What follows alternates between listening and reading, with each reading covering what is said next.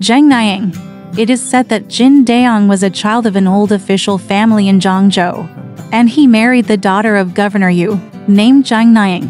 She was beautiful and virtuous, and the couple had a deep relationship. It was a time of war and chaos, and Geng Niang's family left their hometown and fled to the south. On the road, I met a young man who was also fleeing with his wife. He claimed to be from Yangzhou and his name was Wang Shiba. He was willing to lead the way. Geng Niang was very happy, and the two families lived together. That day, when we arrived at a river, Geng Niang secretly told Geng Niang, "Don't take a boat with that boy. He always stares at me. His eyes turn round, and his expression is abnormal, as if he has evil intentions." Geng Niang agreed. Wang Shiba diligently hired a large boat to help the Geng family carry their luggage. He was busy and very considerate. Geng Niang couldn't bear to refuse his kindness, but also thought that he was still bringing a young woman with him, so there shouldn't be any problems. The young woman lives with Geng Niang and looks very docile and kind. Wang Shiba was sitting on the bow of the boat, talking to the boatman intimately, as if he were relatives and friends he had known for a long time. Not long after, the sun went down, and the vast water surface stretched as far as the eye could see, making it impossible to distinguish between east, west, north, and south.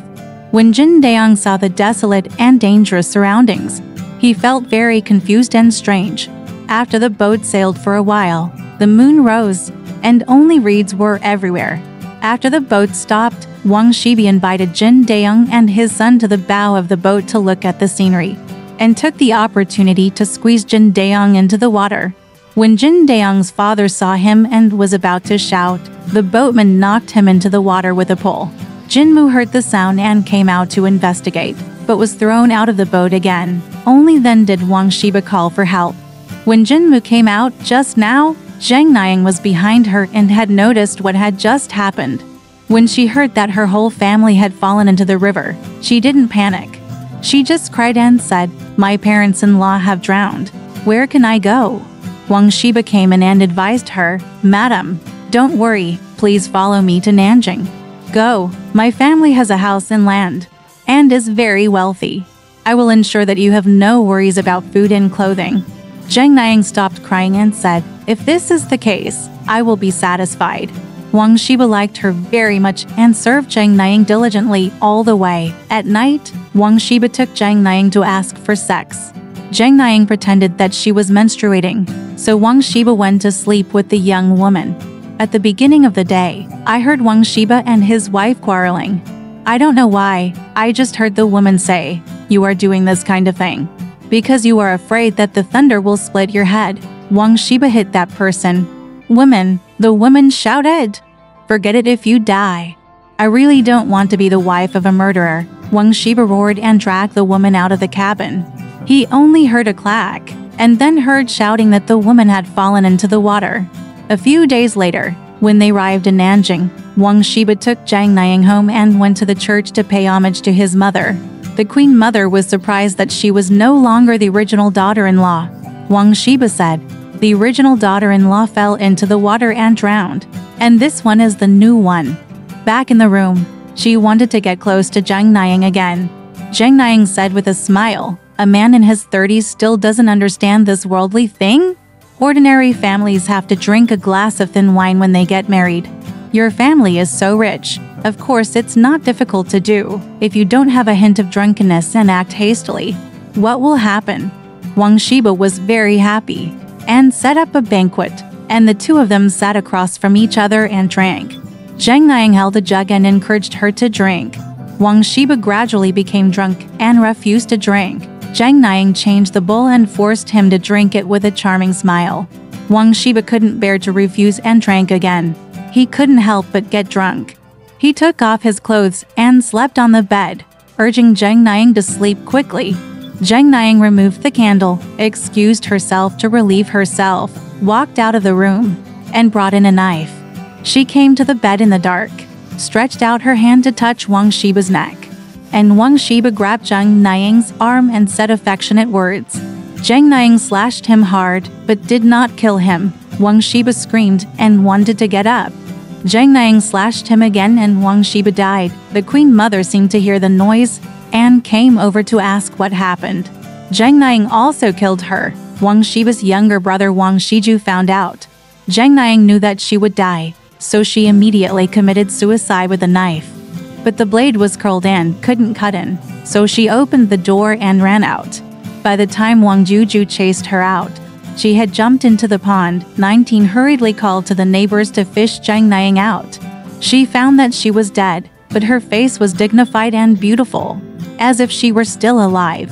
Everyone examined Wang Shiba's body together and saw a letter on the window. When they opened it, they found it was written by Geng Niang. The letter detailed the grievances of her family. Everyone thought that Geng Niang was a fierce woman, and they agreed to collect money for her funeral. After dawn, thousands of people came to see her. When they saw Geng Niang, they all admired her and worshipped her. In one day, he collected hundreds of taels of silver. Kind people bought her beaded robes, gold and silver jewelry, high-quality pipes and many burial items, and buried her in the southern suburb cemetery. After Jin Sheng was squeezed into the water, he survived by floating on a wooden board. At dawn, he floated to the Huaiyi River and was rescued by a small boat. This boat was specially set up by the wealthy old man Yin to rescue people who fell into the water. After Jin Daong regained consciousness, he went to the door to thank him. Old man Yin treated him generously and wanted to keep him to teach his son to read. Jin Daong didn't know the news about his relatives and wanted to visit them, so he couldn't decide whether to leave or stay. Then I heard the drowned old man and old mother were fished out. Jin Daong suspected that they were his parents, so he hurried to see them and found that they were indeed good. Old man Yin bought a coffin for him.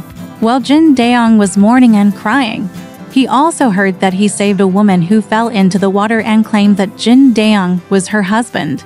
Jin Daong wiped away his tears and ran out in surprise. The woman was already here. It was not Geng Niang, but Wang Shiba's wife, who cried loudly to Jin Daong and asked to take her in. Jin Daong said, "I'm so confused that I can't think of any plans for you." The woman cried even harder. Old man Yin asked about the reason and said that this was God's retribution, and persuaded Jin Daong to take this woman as his wife. Jin Daong made an excuse to mourn, and he also planned to take revenge, fearing that having a family would be a burden.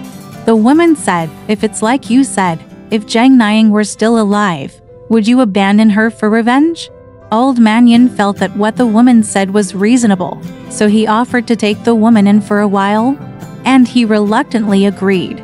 When Daong buried his parents, the women wore sackcloth and mourned her parents, and cried very sadly, as if it was her parents-in-law who died. After finishing the funeral, Jin Daong went to Yangzhou to take revenge with a knife in his hand and a rice bowl in his arms. The woman advised him, "My surname is Tang, my ancestral home is Nanjing, and I am from the same hometown as that jackal." He used to say that he was from Yangzhou, which was a lie. Besides, most of the water bandits in the rivers and lakes are his accomplices. "You go like this, I'm afraid that if I can't get my revenge, I'll get into trouble." Jin Daong was hesitant after hearing what she said. At this time, it suddenly came out that the fierce woman killed someone to take revenge.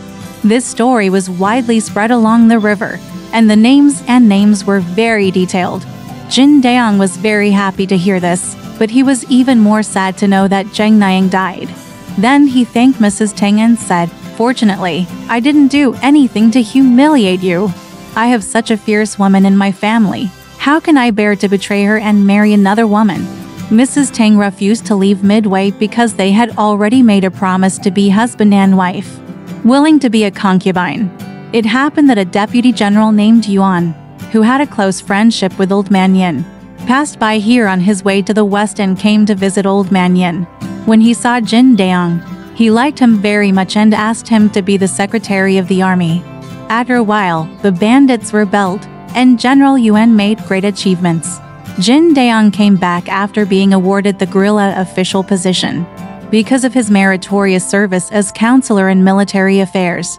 Only then did he marry the Tang family. A few days later, Jin Daong took the Tang family to Nanjing to visit Geng Niang's grave. Just after passing Zhenjiang, we have to climb Jinshan Mountain. When the boat reached the middle of the river, a small boat suddenly came over. There was an old mother and a young woman in the boat. Jin Daong was surprised that the young woman looked like Geng Niang. As the boat sped by, the young woman peered at Jin Daong from the window, her expression more like Geng Niang's. Jin Daong was surprised but did not dare to ask further questions, so he hurriedly called out, "Look at that duck flying into the sky." After hearing this, the young woman also called out, "Does the greedy dog want to eat the cat's fish?" This was a joke between the couple in the boudoir. Jin Daong was shocked. He returned to the boat and caught up with her and took a closer look. She was really Geng Niang. The girl helped Geng Niang to the boat. The two hugged each other and cried. The people on the same boat were also very sad. The Tang family visited Geng Niang as his legitimate wife. Geng Niang asked in surprise, and Jin Daong explained the reason in detail. Geng Niang took Tang's hand and said, "I can't forget the conversation we had when we were on the same boat. I didn't expect that we became a family. Thank you for burying my parents-in-law on my behalf. I should thank you first. How can we meet each other with such courtesy?" So in terms of age, when Xiao Zheng's mother of Tang family is 1 year old, they are considered sisters. It turned out that after Geng Niang was buried, she didn't know how much time had passed when she suddenly heard someone calling her and said, "Geng Niang, your husband is not dead and should be reunited." Then it was like waking up from a dream, touching the walls on all sides with my hands. And then I realized that I was buried. I just felt dull and panicked, but there was no pain at all. Some evil young men discovered that Geng Niang was buried with a lot of things, so they dug up the grave and broke the coffin. When they were about to search it, they saw that Geng Niang was still alive. Both of them were shocked and frightened. Geng Niang was afraid that they would harm her, so she begged, "Thanks to you for coming. I can see the light of day again.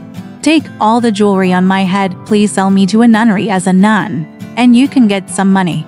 I won't tell anyone else about it." The tomb robber Kotodan said, "My wife is a loyal woman, respected by gods and men.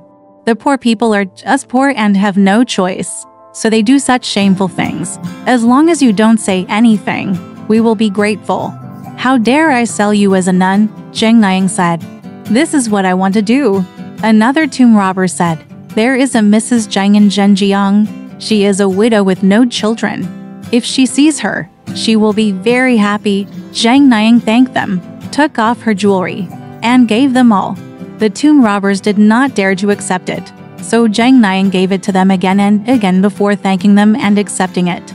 Then we hired a car and boat to take Geng Niang to Mrs. Zheng's house. Assuming that she got lost in the wind, Mrs. Zheng was a wealthy woman who lived alone as a widow.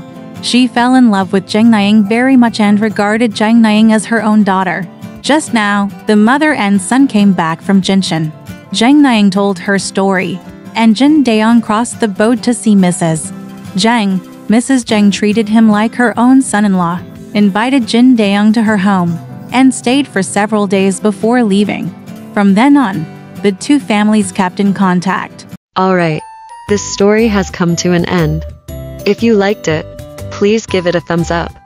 Thank you.